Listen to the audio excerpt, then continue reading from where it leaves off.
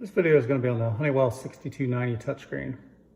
So in this video, I'm going to go over some basic settings. We're going to go over how to set the background, turn the chime on and off, turn the voice on and off, set the display so when it times out, how long it stays lit up, how long it doesn't stay lit up.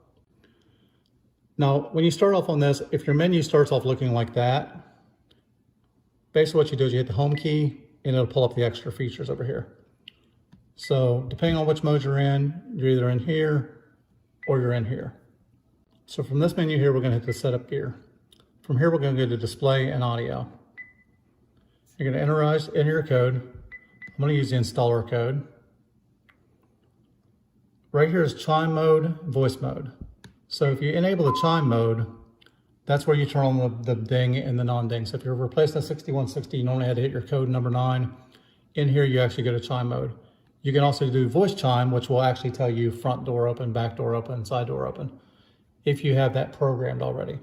So if you're coming from a 6150, it's only going to say fault zone 3 or fault zone 4, because most likely the installer did not program the names that go along with it. So in this case, since it's a model home that I'm doing, I'm going to leave it set up for chime mode, and voice chime, because I want customers to hear it when they come in the house. Now the next thing I want to do in mine is backlight. That's basically when it goes black.